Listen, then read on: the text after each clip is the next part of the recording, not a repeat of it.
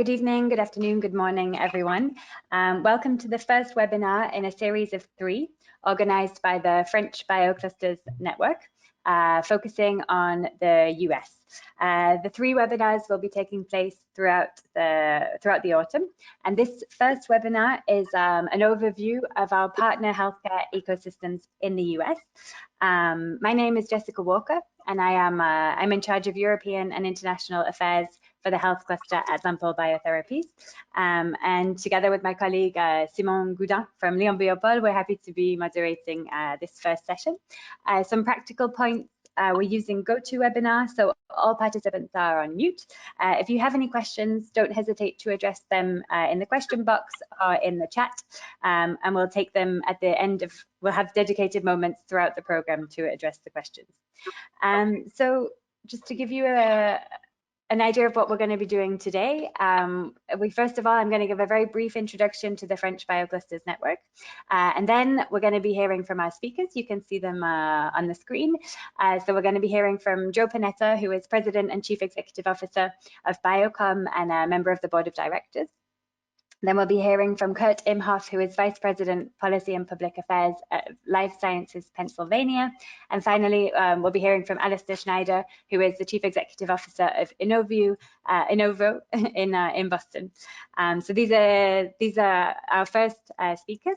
And then we're going to be hearing from Franck Tarpin-Bernard, who is the CEO of the company Happy Neuron, who has experience of working with the US, and also, if we have some time, we'll also be hearing from the experience of 3 French companies who have also had experience of working in the US. So that is the program, yeah, so I'm going to begin with a very brief introduction to the French Bioclusters network. So the French Bioclusters network is 6 major healthcare clusters were created in 2005 to foster and develop health innovative technologies. So as you can see, the health clusters are based geographically across France. I work for Lampol Biotherapies, which is the cluster based in Western France, and there is also Medicine in Paris, Cluster NSL in the north of France, France Biovallée in eastern France, Lyon Biopol, as you can see on the map, going further south, and Eurobiomed. So these are the 6 health clusters in France, and between the 6 cluster networks, we have over 1,700 French companies, 5 billion euros invested in R&D projects, and over 400 marketed products have been generated. So quite impressive statistics for the network. The key strategic areas of the French Bioclusters network are biotech, medtech, and digital health tech. So covering, as you can see on the screen, various areas within those key strategic areas. I won't detail them all, but you will receive a copy of this PowerPoint when the webinar is over, so you can have a look in more detail at the more specific areas that the clusters work on. Yeah, you can see that the 3 main areas are biotech, medtech, and digital health tech. So the Bioclusters are a unique public and private excellence network for health innovation, bringing together industry, so startups, SMEs, large cap biotech companies and big pharmas, stakeholders, regional entities, BPI France, European Commission, and then clinical and academic research as well, universities, hospital networks, and clinical centres, and bringing all of these together to create a network in order to do valorization, industrialization, to create ideas, emerging and constructing projects, supporting research and development and growth, leading to product development and products on the market. So this is an overview of what the clusters do.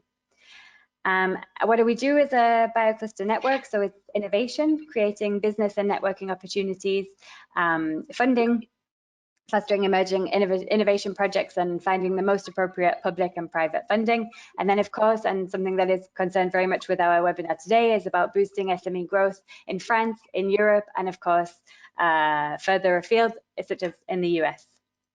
And here's just a quick snapshot of our presence and our actions globally.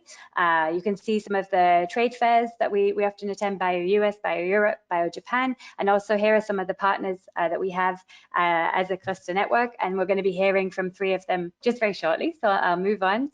And just to conclude and to introduce kind of this webinar and the series of webinars, this is, as I mentioned at the beginning, this is the first in a series of 3.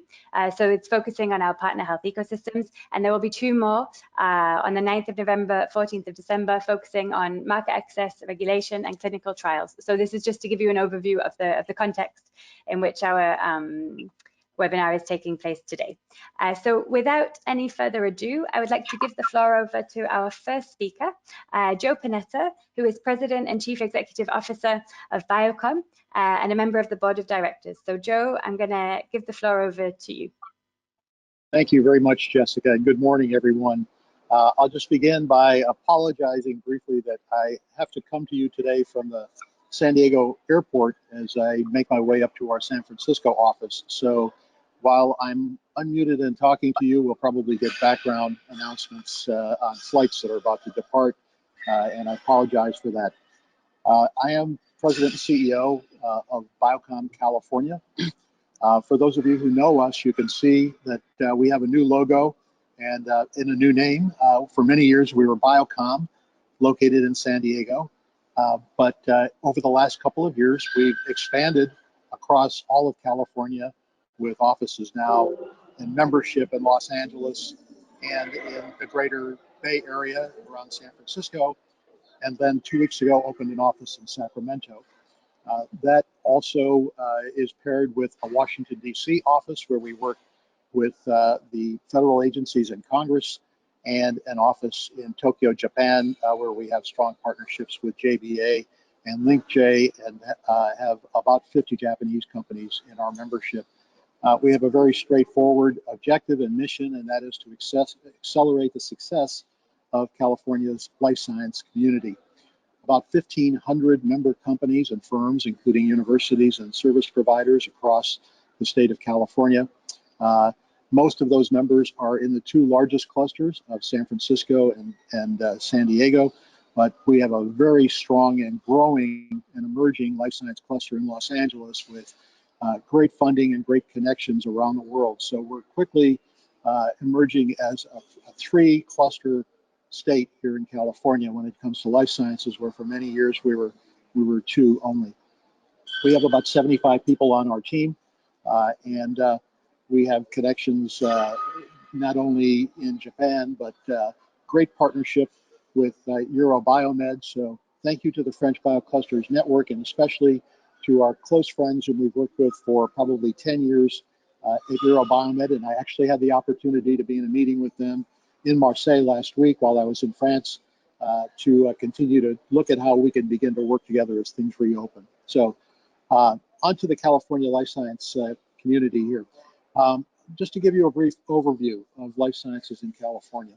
We have about 15,000 life science establishments here in California. Those establishments are divided into 5 main categories. The majority of them are in research and laboratory services, about 6,000 of our companies. The next largest group is companies that actually produce medical devices and pharmaceutical products, about 5,000 companies in that category. The medical device community is very strong in California, with about 2,500 companies in that field.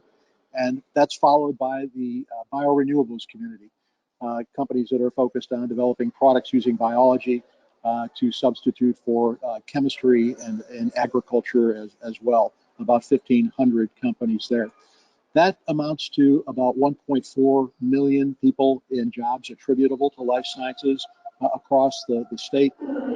But overall, in terms of jobs, that equates to about 300,000 direct jobs here in California. Our university system is very strongly supplemented by grant funding that we receive through our National Institutes of Health in Washington, D.C., about $5 billion a year that is spread across the state in terms of life science funding. That all generates economic activity of about $400 billion here in California, and a market value of our goods that are produced of about $250 billion a year. It's a very long established, 40 years now, long established set of clusters here in California. Some of the first life science companies in the country, Hybridtech in San Diego, and Genentech in San Francisco that were created back in the late 1970s, and many, many, many companies and serial entrepreneurs who have come out of those companies in the years since they were created and have continued to proliferate the growth of the life science industry, not just in our two main clusters, but now we're seeing that more in Los Angeles as well. We are very interested in creating ties internationally. As the 7th largest economy in the world, California is many times larger than many countries in terms of its economic activity. And at Biocom California, we have a very focused program on developing relationships in key life science areas around the world, and France is one of the areas that is most important to us. This also includes the UK, Japan, China, Korea, Australia, and relationships that we're beginning to build now in India as well. So we believe at Biocom California that the opportunities for us in California here are not just within the state and nationally, but certainly to create more linkages. We do 5 things at Biocom California. We advocate for our members, we raise capital for our companies, we grow the workforce and create more jobs, we provide the products and services that our companies need to be able to grow, and we create a network for our companies. I want to just highlight one of the companies that's a member of Biocom California, located in Aix-en-Provence, Neuroservices, also serving on our board of directors, their CEO, Bruno Brisson, who I had the chance to meet with when I was in France last week. They established here in San Diego about 5 years ago and now have tripled their growth as a CRO working in the neurodegenerative diseases consulting area here in California. California is a place where we have tremendous venture funding. Last year that we had records for was 2019. We had about $10 billion in venture capital funding in life sciences in California. So innovative companies that come to California have the incentive of having access to significant venture capital through our venture capital network here. We also just recently renewed our investment in stem cell research through the California Institute for Regenerative Medicine. We now have a renewed $5 billion grant funding program for companies that are working in the stem cell arena, developing regenerative medicine products. Companies that have work being done here in California have access to that grant funding program, and that's going to continue for many years to come. In a nutshell, California is continuing to grow on its 40-year history of life science. The jobs opportunities here are tremendous. We can't fill the jobs that are open in life science right now. There's a tremendous demand for talent. And then the final thing I'll tell you is the reason that I'm headed to San Francisco is that recently we created an initiative in San Francisco that brings together our strong digital and high-tech community with our medical devices community and our biopharmaceutical community up there, tech, medtech, biotech, because there's tremendous convergence going on between the digital arena, data analysis, data generation, data mining, and companies that are working in medical devices and biopharmaceuticals. So there's a tremendous opportunity that exists for companies that are working across those fields here in California. So I thank you, and we invite you to join us here in California, just as Neuroservices had, and to take advantage of the opportunity that exists for funding and talent and growth. Thank you very much.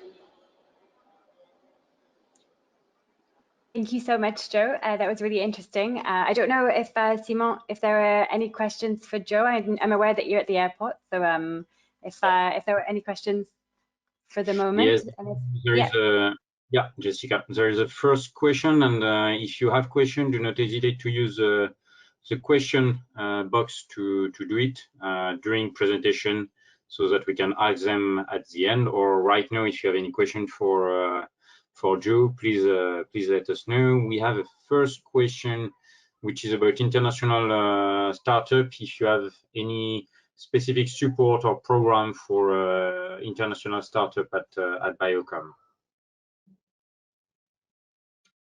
We are, as I said, we're very dedicated to creating partnerships internationally. So we actually have a membership classification for international startups at Biocom California.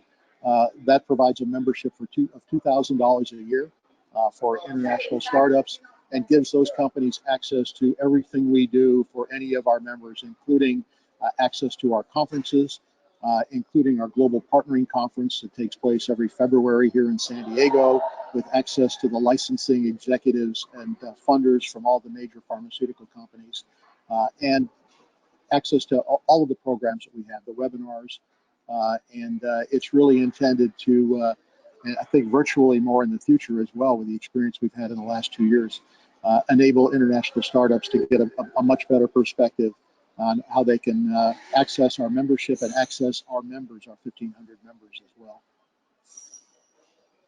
Okay, thanks. So it's the cluster is really open to international companies, even if they don't have any implantation. I mean, any they are not in San Diego or in California, you mean? That's absolutely right. Our traditional membership requires that companies have a presence in California, but our international membership is open to any company, regardless of whether they have a presence in California. Okay. Any other question from the audience? In the meantime, maybe I have a tricky question that everyone might asking himself at this point is, what about Bio San Diego next year? Is it going to be a full bio or a virtual bio or half-half? I can tell you that at this point, and as you all know, things change right over time. But at this point, it's very much expected to be an in-person meeting here in San Diego next year, and the planning process for that meeting is just beginning with our colleagues at Bio. So we're very excited. Of course, it was supposed to be here 2 years ago. We weren't able to hold it, or at least last year we weren't able to hold it because of COVID. But we're very pleased that it's returning in 2022, and hopefully you'll be here in person to join us then. I hope so. Well, we don't have, I think we, yes, I do have another question. The question is, do you also foster research partnership between startup in France and academia entities in California? Do you have specific partnership program for US and France collaboration? We do not have specific partnership programs, but within our membership, all of the major universities within the UC system and the California state system are active members of Biocom, and all of those universities have active programs to foster research collaboration. So through the membership and the ties that we have with the leaders within those universities, we're able to connect people who want to create those research engagements and collaborations. And I guess you may be able to do the introduction of for a French company willing to enter in contact with some of the academic or specific labs they want to. Yes. Contact. That's something yes, we can do. Yes, we would, because those companies are members, and that's what we do for our members. Great, wonderful. Thank you. Well, I think we are done for now. Jessica, we can move on to the next presentation. Okay, thank you so much, Joe, for that presentation. It was really interesting. Thank you very much. Thanks a lot. So we're going to move on to our next speaker, which is Kurt Imhoff, the Vice President, Policy and Public Affairs at Life Sciences Pennsylvania. I'm going to give you the right to share your screen. So Kurt, the floor is yours.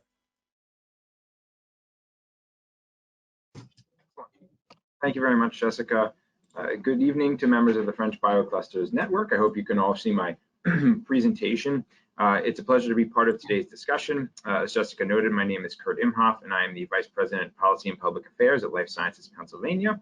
We are pleased to be included with our colleagues in California and Massachusetts for today's presentation, though we obviously each work in our respective state capitals to make our life sciences ecosystems as competitive as possible.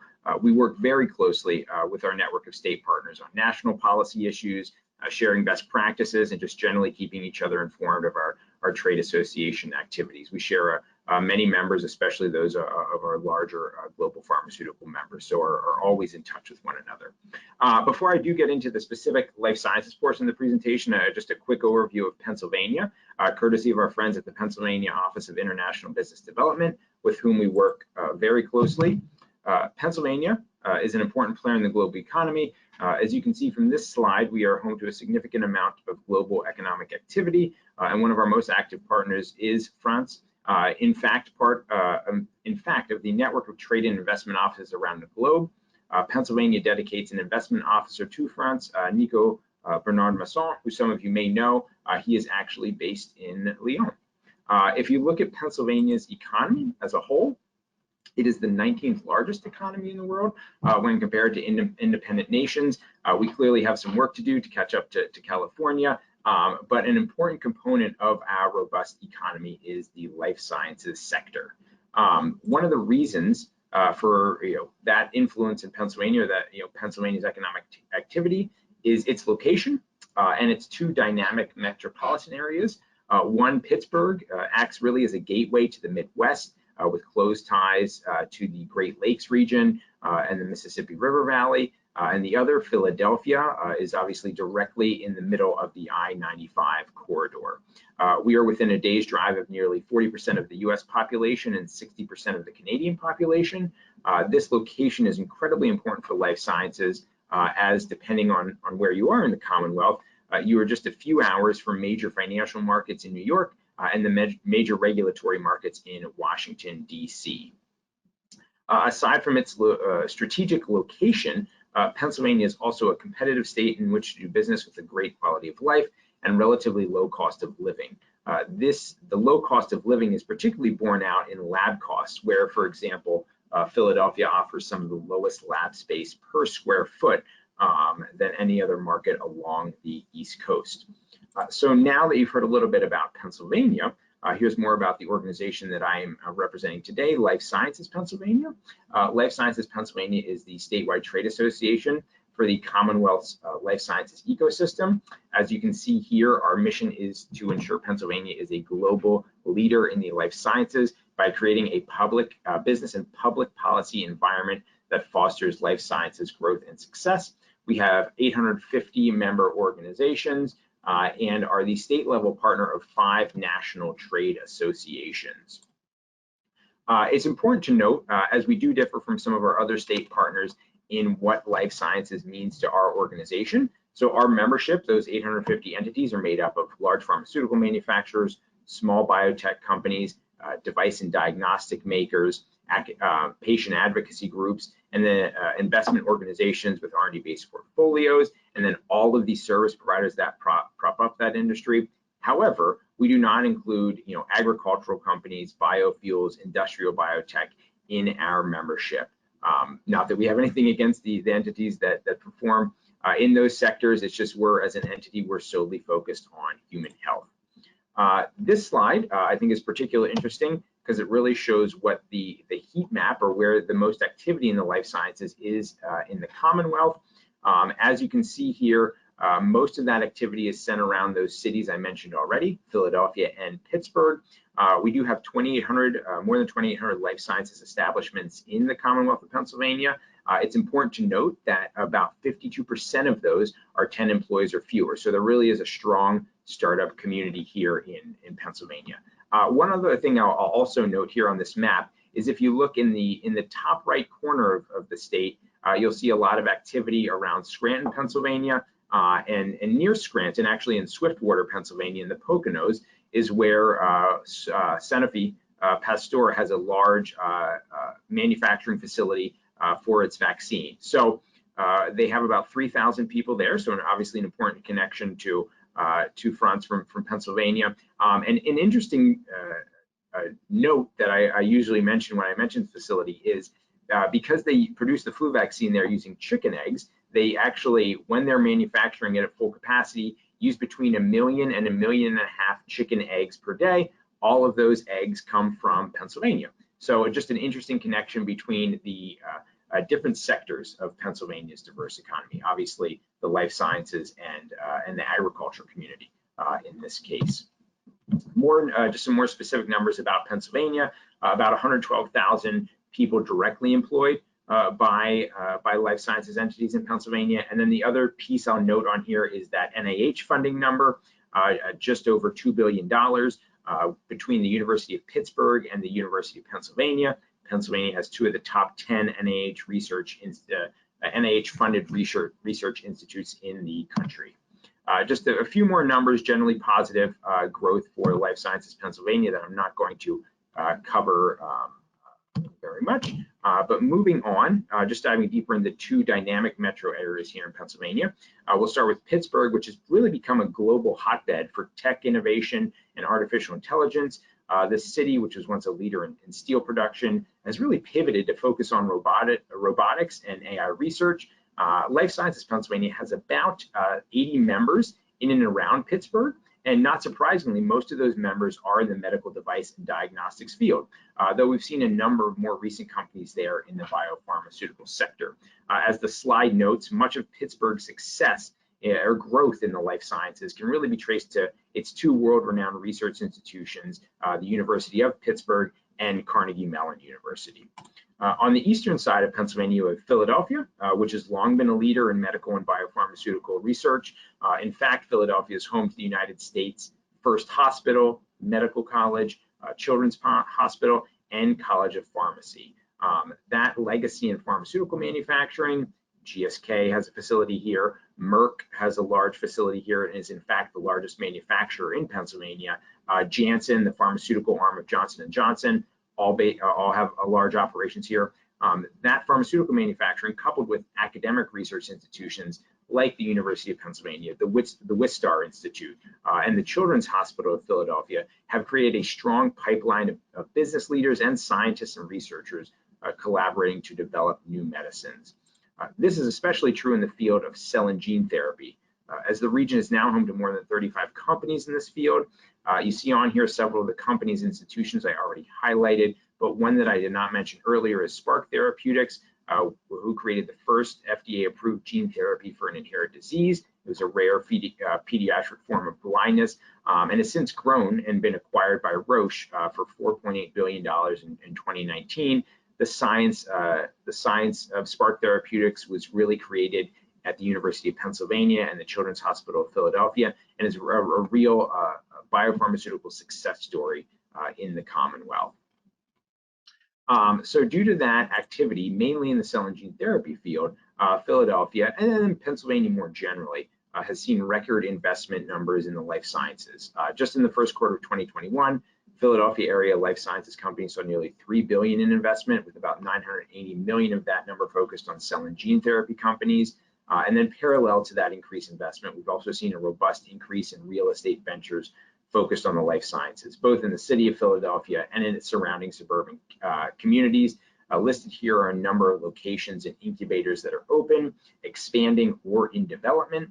I would be remiss if I did not mention the University City Science Center, one of the nation's oldest and largest urban research parks. And I'll note that even with that real estate boom, going back to an earlier point, lab costs in the region still remain much lower than in neighboring cities. Finally, I'll leave you with this slide, which lists some of the programs and incentives Pennsylvania offers to companies looking to locate here. The R&D tax credit, Life Sciences Greenhouse Initiative, and Keystone Innovation Zones are all programs that Life Sciences Pennsylvania works with its elected officials in the state capital to support. And if anyone has any questions about those programs or any other items I mentioned today, here's my contact information.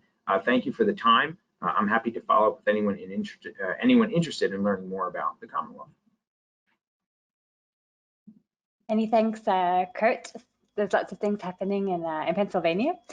Did we have any questions, Simon? We are waiting for the first question.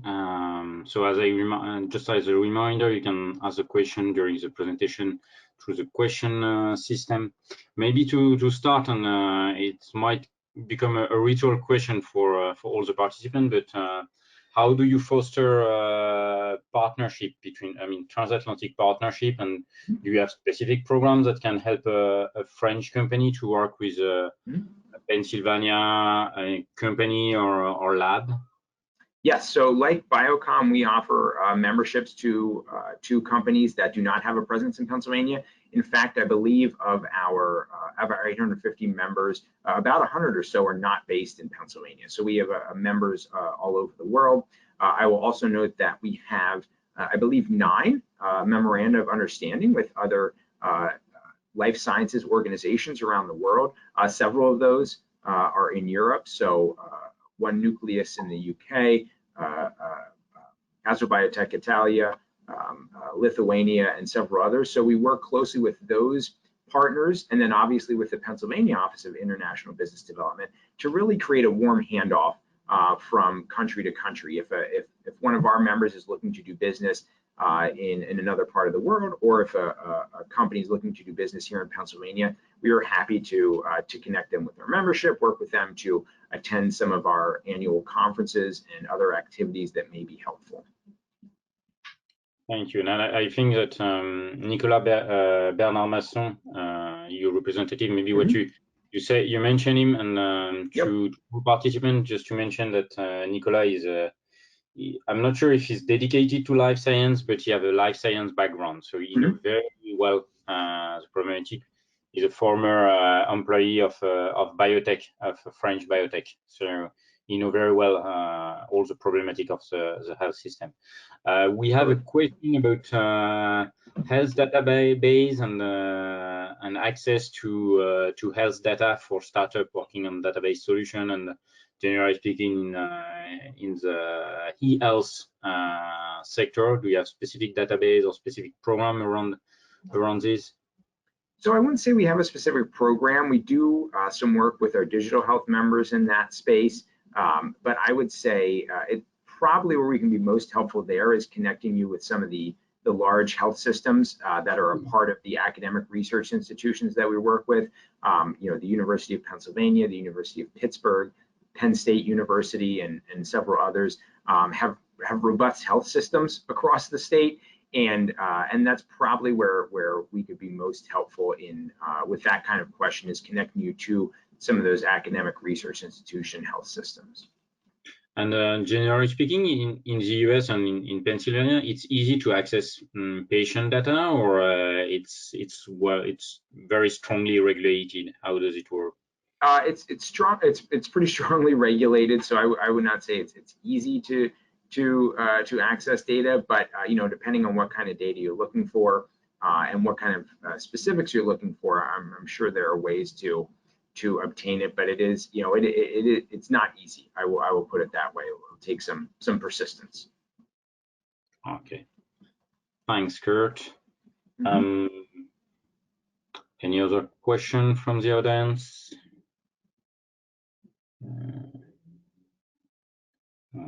Yeah, we have one. Yeah, thanks. No, it's not really a question. It's a remark, but it's not very fair for my partners because there is a partnership between our region and PA and Pennsylvania, but it's not very fair to remind it. Okay, excellent. Well, if we don't have if you don't have more question, maybe we can move to the third presentation, the third ecosystem. Thank you. Yeah. Okay, thank you so much, Kurt. So yeah, we're going to move to our next presenter, which is Alistair Schneider, who is CEO of Innovu. I don't know if I'm saying it right, based in Boston. So Alistair, the floor is yours.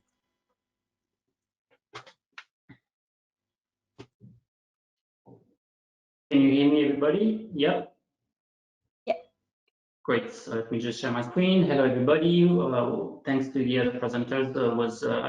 I really want to go to San Diego and the other ecosystem. So welcome to Boston. I want to give you a couple of slides of the vibe that we have here in Boston and how we launch companies working with clusters like the ones you've heard today. So my name is Alistair Schneider. I'm the CEO of Innovu. We're a business accelerator. For profit, we partner with startups, with investors, with cities. I've spent 10 years in the US, 10 years in France, in Europe, in Boston, in the USA, Silicon Valley for 1 year, We worked with clusters such as BioValley, NextMed, Semia Santé, Medicine Paris, and we really believe in co-competition to help entrepreneurs lead the needed changes that we see in our healthcare system. So Boston, in a nutshell, is a leading ecosystem that collaborates with other ecosystems. So I really don't want to position this as, competition, but more co-competition. I believe that's how we're going to be driving the healthcare transformation. And Boston has around 90 venture capitalist firms who are managing collectively $90 billion. There's roughly $3 billion every month invested in companies here. You can find the list, and I'll give you some of this content during the presentation on Post-Inno. They have some roundups and show you all the companies that have been invested in, so it gives you an idea of what is hot, but also who are the investors in this. We're the #1 NIH funded region, the Massachusetts, for several years in a row. There's 18 large hospitals, there's sandbox programs. It's really a thriving ecosystem when it comes to healthcare and innovation in general. We have companies that you probably heard of, like Business France, Facnet, so it's a French-friendly ecosystem with a very large French ecosystem as well. And you all know Moderna, which is one of the companies led from Boston and which brought the vaccine that many of us got, and which is actually also led by a French CEO. And we have many prominent medtech, pharma, everyone is here, which makes it quite easy to connect with the people you need to connect with. So the sort of vibe we get in Boston is we're really facing a major healthcare crisis. Forget even COVID for a minute. Just in general, some of the VCs here call this the aging tsunami. The population is growing, population is aging, the diseases are getting more complex with patients with multi-diseases.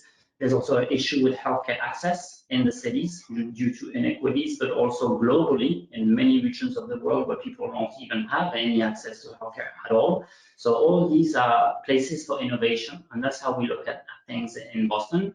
And you also have, for example, a lot of doctor burnouts. If you talk to doctors and clinicians, they will, in hospitals, they will tell you that it's pretty tough, and that's where innovation can play a role. So the American healthcare market, in a nutshell, the things you will need to think about is, of course, who are the patients you're trying to serve, the providers, different doctors in what hospitals, the insurance. You're gonna have to figure out, how the payers are reimbursing your product. FDA, of course, finding partners. You're gonna have to also figure out as you come to the US and Boston, which type of hospital is maybe a better fit as a customer for you. So you're going to have elite hospitals like NGH, National Hospital, and so on. And you're going to also have what I'm calling the no-go hospitals, which I'm not going to name, but it's hospitals who are understaffed, under-resourced, and where basically patients are having a hard time, as well as clinicians. That's where you're going to find a lot of the burnouts. And that's where also maybe your innovation can help maybe provide some solutions to these hospitals. So really look at the problems with a positive mindset. You're going to have the care deserts. You're going to have social classes. You're going to have to figure out your product, who is it tailored for in terms of patients. So you're going to have different social classes who do not necessarily have an insurance and so on. So the whole business model will have to be thought through this way. And it's, of course, a big market. The US is the #1 economy in the world. So soft launch and soft land. So the recommendation here is don't go all in opening an entity, setting up a team and spending a lot of money on your cash burn to get started. Think big, start small, and basically soft launch. What is soft launching? So it's basically launch from France. There's a lot of competition, so you're going to have to be very prepared, especially when you come in Boston. There's a lot of entrepreneurs, so venture capitalists have a choice. Yet, French and European innovation is very attractive because it's really deep and there's a lot of talent, but also because the valuations are lower.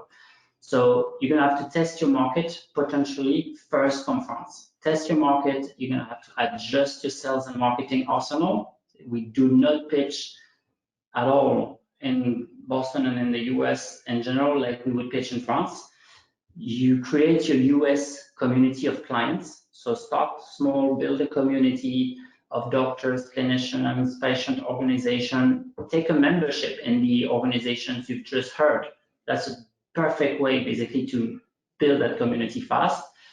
Understand your regulatory pathway, that's typical. Get a sandbox program with the hospital, proof of concept, evaluate the funding options. So in Europe, and medicine and BioValley and Atlampol will know better than me here. There's a lot of funding options from the European community, but also from France, BPI, and so on, which can help you actually do a proof of concept with the hospital or in the US in general. So try to find these, and then get that first customer and do some marketing and leverage growth hacking tools, B2B. So we do not do B2B business as it was done 10 years ago. You really have to leverage social media, digital, and that's why you can do it from France. That's why it's fantastic. You can soft launch from France, test your market, completely de-risk the process, and then only make the move.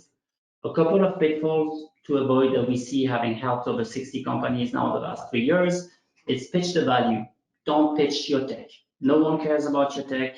What are you truly selling, offering? Are you helping save time to doctors? Are you helping improve the patient outcome? Are you helping save money to the hospital or help the hospital make more money, and so on and so on? Be careful of consultants trying to sell your reports to buy it, for you to buy another report. So have really an entrepreneurial attitude, be curious, talk to people, get in front of these organizations you've heard about a few minutes ago. They have a lot of people they can introduce you to, talk to, get in front of these people to get the truth, what's really going on in the hospital, in the ICU room, or wherever your product is fit, because you're going to learn way more than from any consulting, sort of arrangement, I would say. So it doesn't mean you can't choose a consultant, but do it in parallel. So then have faith. I would say the US is a market that rewards entrepreneurship, and entrepreneurship requires courage. You got to go all in, and you got to basically have an entrepreneurial curious mindset to find that perfect market fit that's going to give you the traction, the revenue, the profit you need to be able to convince the investors. So VC funding, everyone, most often is very interested by the VC funding. So here's a couple of tips. So as I said, there's roughly between 1 and 3 billion each month, 90 VC firms in Boston, which doesn't mean the 90 are investing in actually France companies. So you're gonna have to, filter. A good way to do this is take a membership or speak to the New England Venture Capital Association. I'm actually going to an event tonight. It's on a rooftop, and there's going to be a lot of the community. It's a great way to network. They're extremely supportive to entrepreneurs. The other way is to go on Bust, here, and there you're going to see some articles that summarizes all the investment that happen every month. So that can give you the name of the VCs you may want to target, and it's also going to give you the startups that are hot right now and are getting invested in.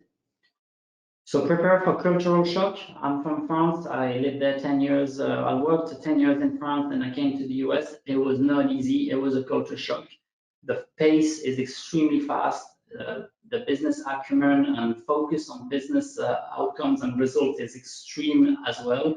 The speed, everything moves super quick. Emails needs to be responded in the minute or in the hour, let's say. It's also very much rational, which is good. A lot of the tech entrepreneurs or scientists are quite rational.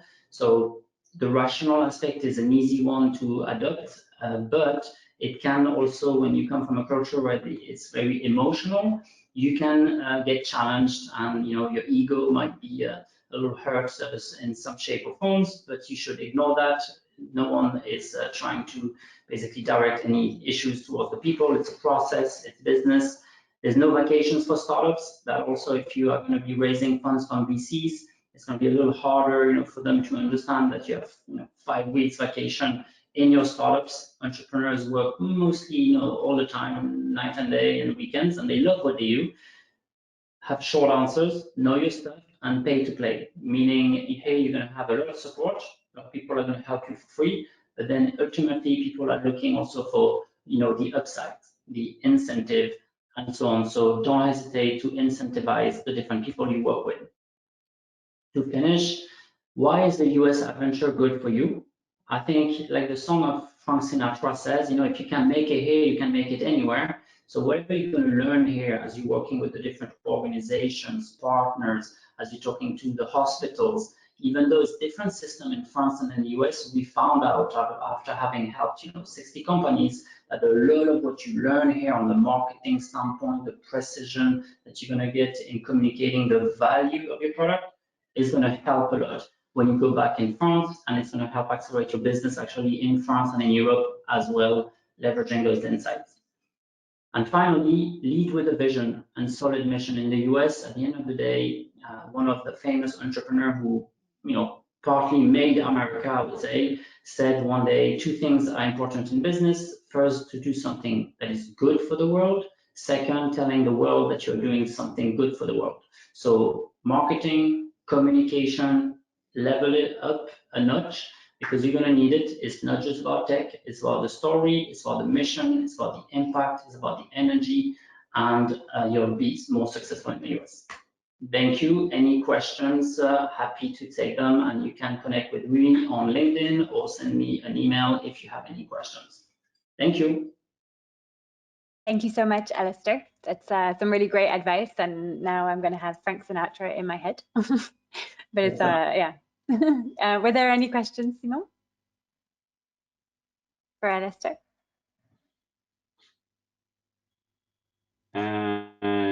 Not yet.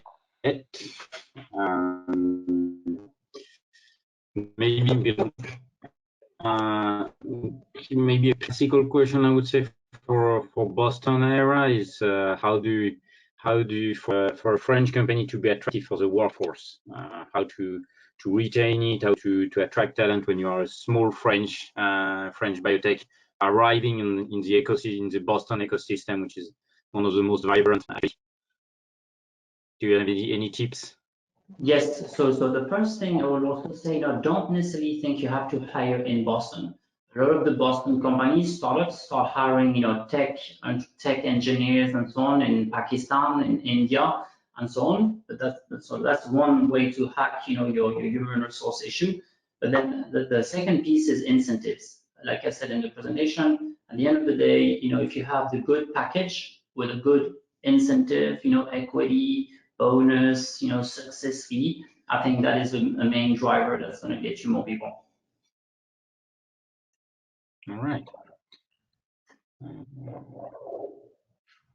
And the investor, I mean, do you really think that current US investors in Boston are ready to invest in a French company in France, with all the stories they might made about France and the regulation system, or will they invest more in the US when you establish your company in the US and in the US branch and so on, the more familiar ecosystem?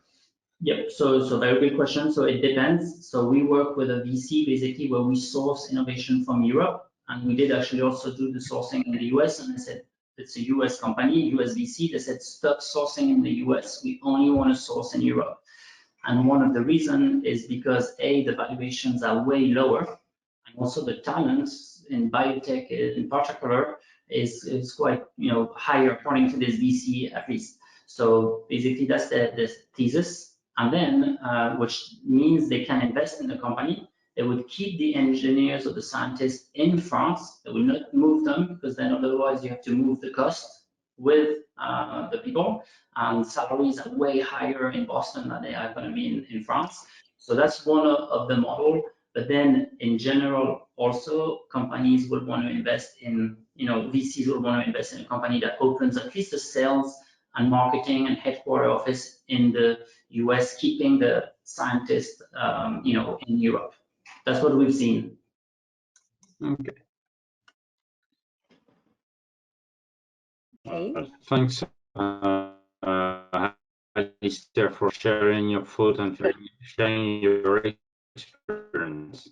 Thank you. I think we don't have more questions for now. Maybe we'll have more later. So thanks a lot, Alistair. And Jessica, I think we can move to the last presentation. Yes, thank you, Simon. Thank you, Alistair. We're going to move now to the final speaker, which is Frank Terpin-Bernard, who is CEO of the company Happy Neuron. Frank, the floor is yours. Thank you very much. Do you hear me? Yeah, we can hear you. Okay. Let's share my screen. Okay. So, hi everybody. Thank you very much for the invitation.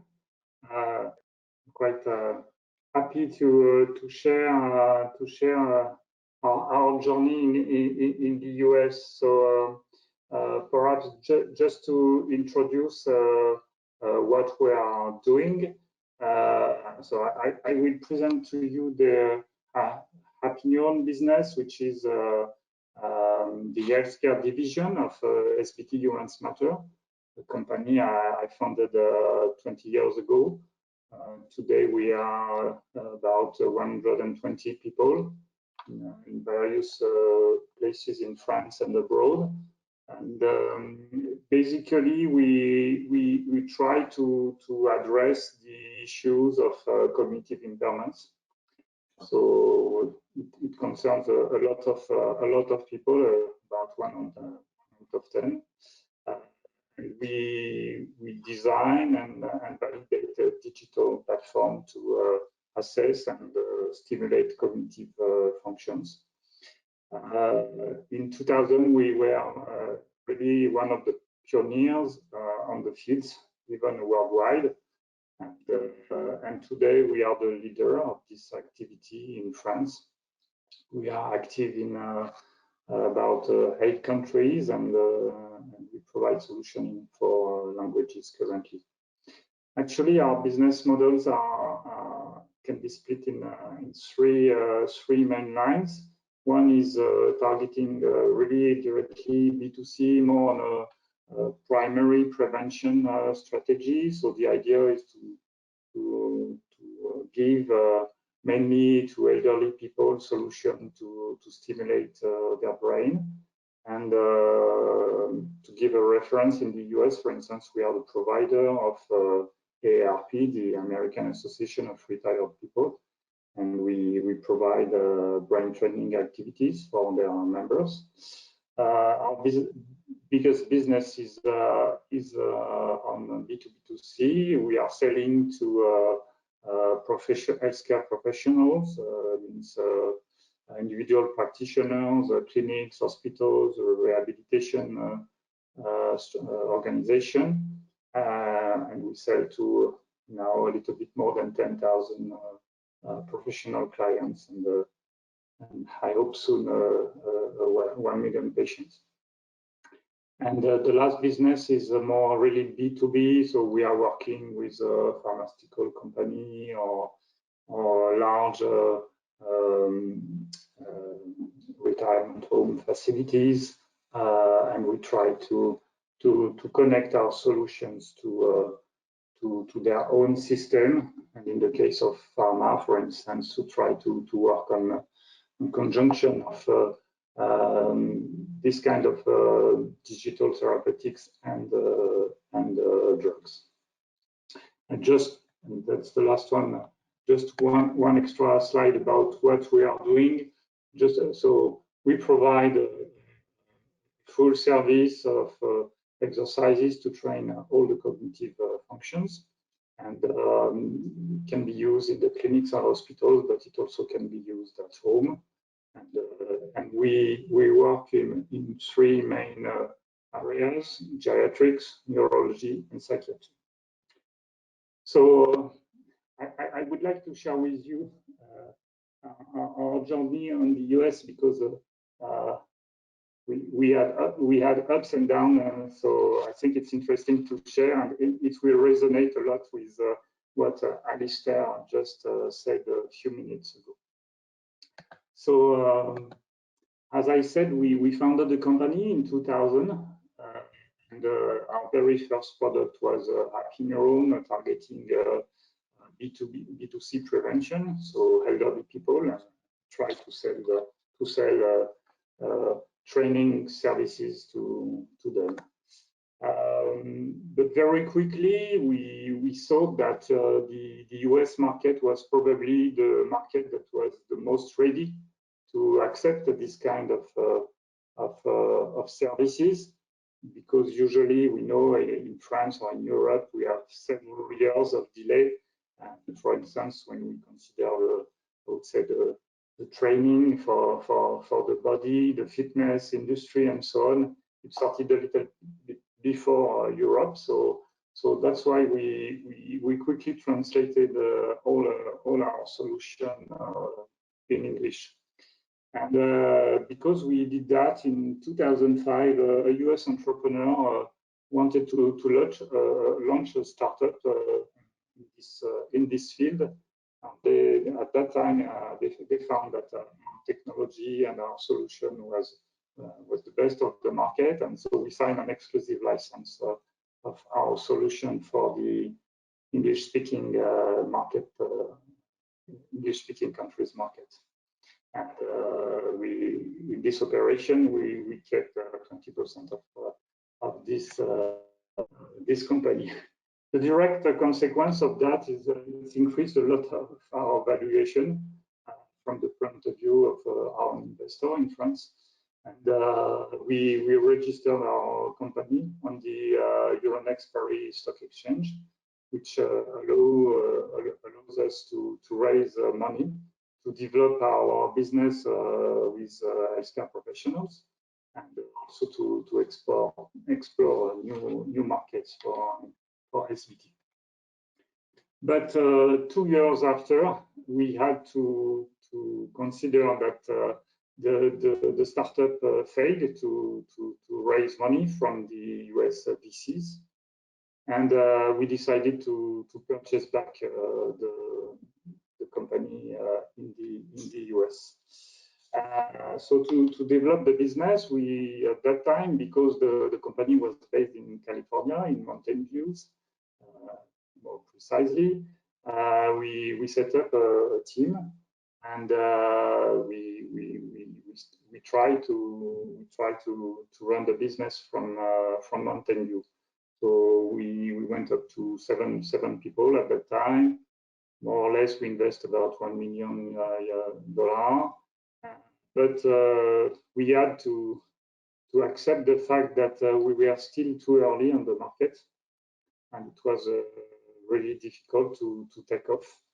So after this first experience, we decided to close the US subsidiary and to operate from France, and follow Alistair's advice. And then it was the right momentum. From 2015, the brain training industry really grew fast. We reached a dominant position in France. Today in France, more than half of the healthcare professional of the cognitive remediation are clients of Happy Neuron. And this dominant position now give us some opportunities to really accelerate again.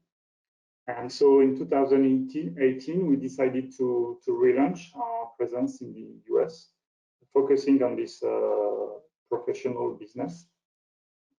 At that time, we wanted to be more on the East Coast, mainly for easier communication with the French, our French offices, because of the time difference. And so we investigate mainly Montreal, Boston, and Philadelphia. And Kurt will be happy, but we decided to go in Philadelphia. Also because it's close to, we have a team in New York City dedicated to other activities of the SBT Humans Matter group, mainly consulting activities.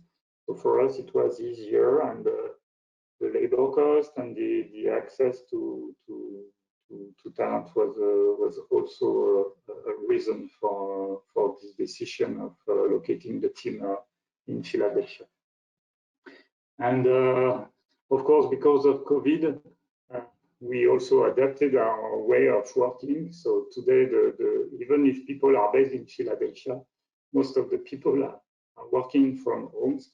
But I hope so that in a reasonable time, we'll start also to go back to an office in Center Philadelphia. And just to say that currently there is a very big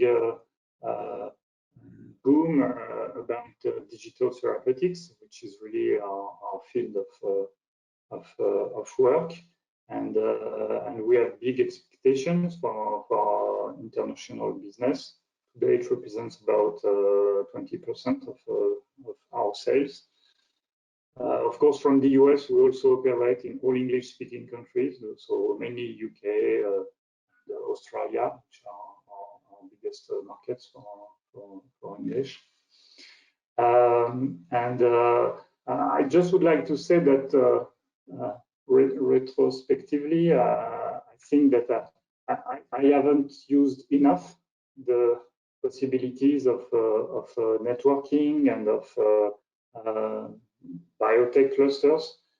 I think the first reason is because at that time, these clusters were only focused on really biotech, pharma, drugs, and so on. So the world of digital company was really not considered, which hopefully is not the case today.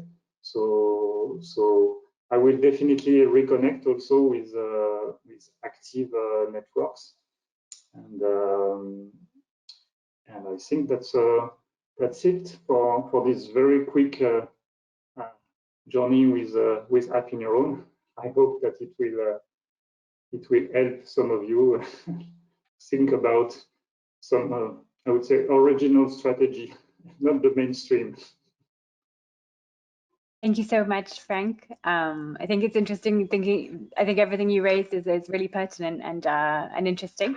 I just have a quick. If there were any questions, I'm just aware of the time passing. So maybe if we have time for one question for Frank. I don't know, Simon, if there were any questions. We don't have right now. It's starting to be late for the French people. But do you have any? Maybe do you have any advice for a French entrepreneur starting? Willing to establish in the US right now, Frank?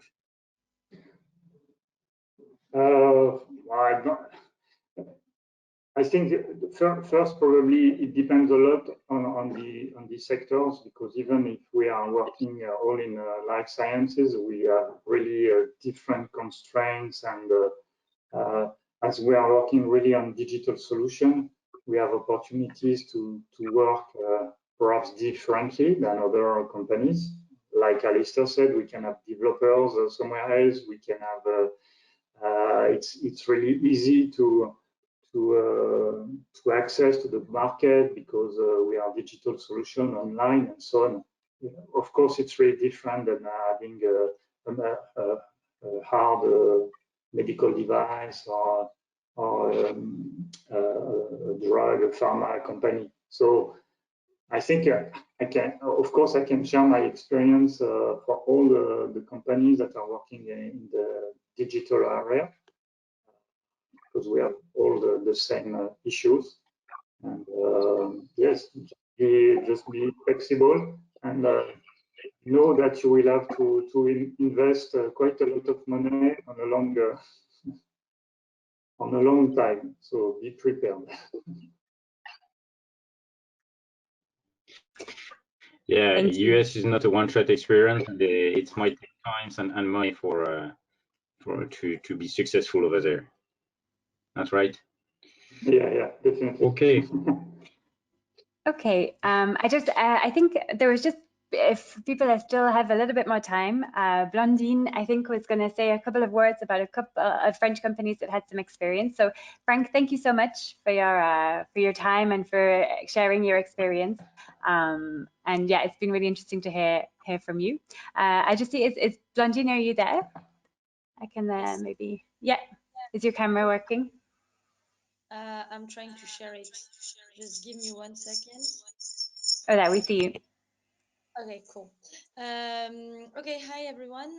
Thank you so much to the speaker of today. Very briefly, I wanted to share the experience of 3 other companies that could unfortunately not join today because they are based in the US, and so they were not able to join now. Very briefly, so those 3 companies, and after if you want to be put in relationship with them, with pleasure, there are 2 biotechs which are Stellate Therapeutics and Epigen Labs.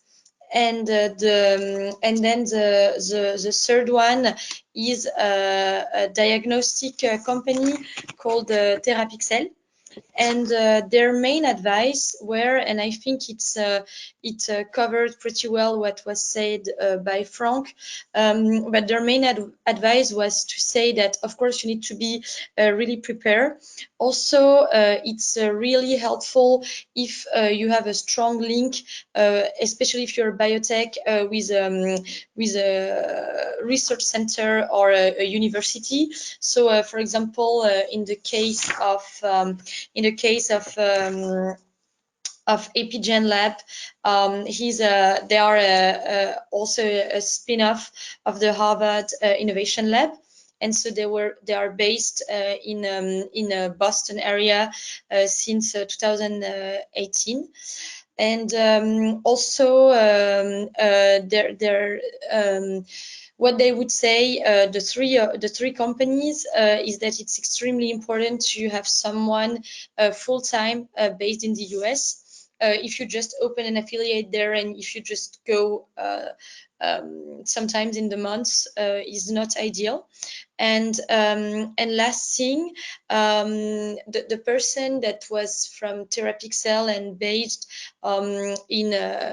initially based in Berkeley, in California, she said that actually it was extremely difficult for a small startup to enter any hospitals in California because it's extremely competitive. So her advice was to target maybe second zone, I mean smaller hospital in other regions that are that seems less attractive, but that are actually maybe easier to reach out to, and it's good to have first experience with hospitals. So I'm done for this explanation, and yeah, don't hesitate if you want the direct contact of those companies. Thank you so much, Blondine. Yeah, I think this is pretty much a wrap for today as the time has passed. But yeah, I think there's a lot of things to discuss, so unfortunately we have to end there. But I'd like to say a big thank you to our speakers for taking the time to talk to us and explain how things work and for sharing their experience. So stay tuned for the next webinar, which will be on the 9th of November. And I wish everyone a lovely evening and a lovely day, and we'll stay tuned for the next in the series. Thank you.